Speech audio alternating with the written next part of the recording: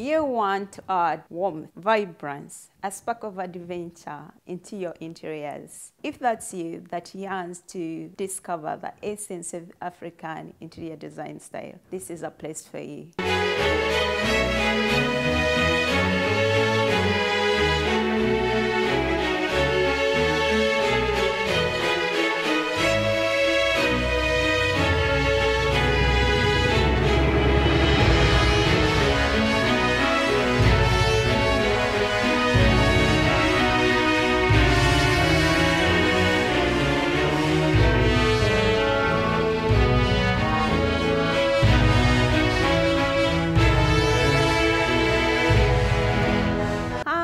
Hi guys, welcome to Kunda Home, a space where we go to love our interiors. And if you're new here, my name is Doreen. On here we talk about African interiors, how to elevate your spaces, how best you can really enjoy your space and live comfortably. Today we're going to talk about actually how to decorate an African interior design style 2023-2024, because the year is ending. My point number one is gonna be to define African architecture and design features. When I say that, how do I mean? You need to know what are some of the design elements of African interior design style. For instance, when you talk about different interior design styles, there are certain elements, there are certain design elements that really distinct and separate each style. So my question to you would be, what are some of the design architecture features of African interior design style? And I'm going to explain this using examples of other styles so that you can understand on how to design an African interior design style 2024. Okay, for instance, I'm gonna use Scandinavian interior design style, and then we've gotten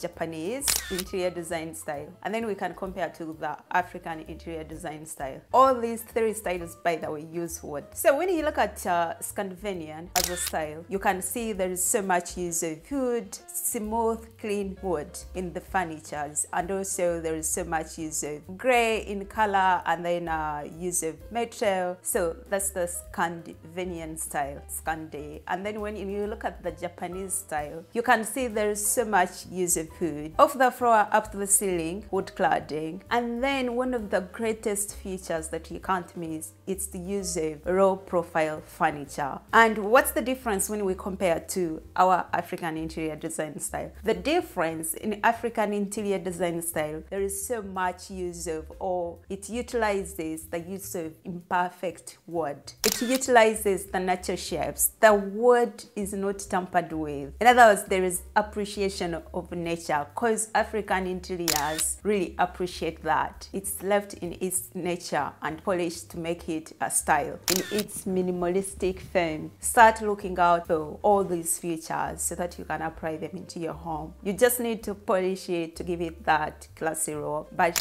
do not tamper with it, and you have that spark of adventure of African interiors. Actually, that brings me to the next point, which will be a cultural statement piece, a piece that has significance to the African culture or heritage. A statement piece, it's a piece of furniture or a design element that really speaks volumes, that is a conversation starter, in that when someone looks at it and they're going to be like, wow, where did you get this? So when you're looking for a statement piece, look for something unique. I mean, we are designing an African interior, so you have got to be intentional as you pick your pieces. You could choose from Safari, which is also an African interior design style, which is mainly inspired by nature or wildlife. For instance, you could use the map of Africa as your entry, or you could use a mirror as a map of Africa. If you could make this side table something bigger, it would be like so unique, so intriguing. You just got to be creative, or your interior designer or someone who is making your space would really give ideas. You could choose something that speaks to you, that has some significance to you as an African African person or as someone who has traveled to Africa, or it has significance that it can really create that spark of interest when someone looks at the piece. So when you're designing, you have to be very creative, that you find a piece that is really thought-provoking to your visitors. That's what we call a statement piece. So you ask, how do I decorate an African interior in 2024? By use of modern African light fixtures. I mean, at this stage where we are, it's so hard to really go like pure African interior, because like mostly wooden floor is used, but do you know how costly wooden floor is? Oh my god, it's crazy. Nas, that doesn't mean you're not really African enough. You can really bring in these other features by using African light fixtures. I can't emphasize this. It will make a whole difference. Modern African light fixtures would really change a lot. It would really transform the space, honestly. They're really amazing. I love them. Like the basket chandeliers. You've seen them around. They look amazing. You just got to be creative. Your designer has to be creative. You guys, do you remember the video this other video that I showed? The person used calabashes to make these light fixtures. How amazing is that, and how creative is that? They execute class. They bring in that African vibrancy. To add on that, they are so environmental friendly, made from natural materials, which is amazing. They are healthy friendly. Whew, my earring just disappeared. What was I saying? I was saying they're environmental friendly, they're amazing, they look great, they execute class, they bring in that spark of vibrancy into any interior. Some idea, if you want to really design an African interior, do not miss on the modern African fixtures. They will transform your place, trust me. The game changer, the next point would be the use of African textiles and patterns. Now, I didn't know where to start from because there are so many, and I don't know which part of Africa you would want to identify with more as you're designing your space. There are so many to choose from, starting from West Africa. Let me show you actually in this book. This is West Africa. A common one being Kente. You know this, at least it's very popular. And then you've gotten this. You say, my God, the lighting is Sierra Leone, Libya. You can see all the patterns, traditional patterns. These are all traditional fabrics. Some of them are not popular, of course. The adire, the traditional adire from Yoruba people in Nigeria. And of course, there is also North Africa. The patterns of North Africa. These are from Morocco, North Africa, different ones. And then, of course, we have Egypt. And then we've gotten the backcloth from Uganda, which is my heritage.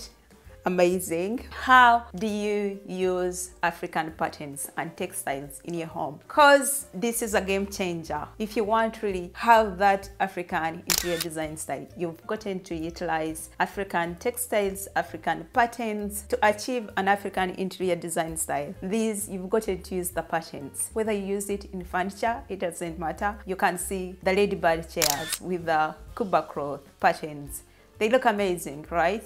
Though it's in Kenya. I've talked about the mud cloth, how you can use the mud cloth in your interiors to really have that African aesthetic. Of course, the traditional ones are great, but if you want a change, you can use these patterns to create your own designs, and well knowing they were inspired by the African traditional, so that you can have a unique look. There are so many ways you can use actually African patterns, African textiles. You could use them as statement pieces or as art. Like you can see in this picture here, you can see the designs on the wall. These are African patterns framed, which looks amazing, right?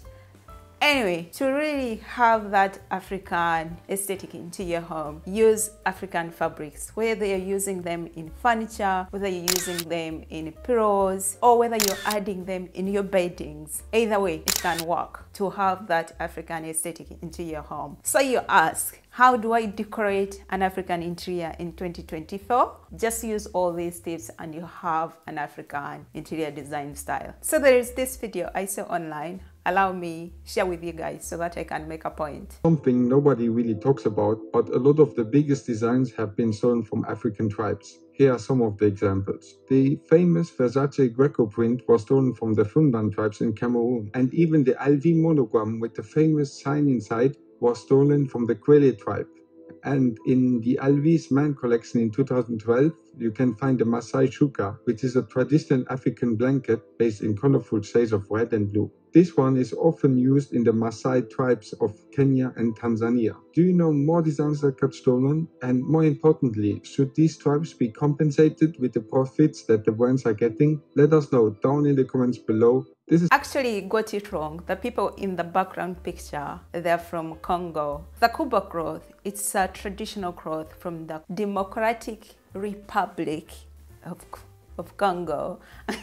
From the 1700s. I'm okay when people want to celebrate another culture and use all these patterns, but using someone's culture patterns and then patterning these designs like your own, that's where the problem comes in. This is a true story. Like, I know a girl, she was designing African prints where she did use like traditional patterns, and then she got sued. Of course she won. But the audacity is the audacity of some companies. I don't really understand it. Anyway, let's go back to design. I don't want to take so much of your time. Another architecture feature. This is way back from the vernacular architecture of Africans. And I'm talking actually from the East Africa, because East Africa is quite a little, there are some elements which are different in West Africa. Like, you could see the structures are different architecture-wise. Yet, when you go back to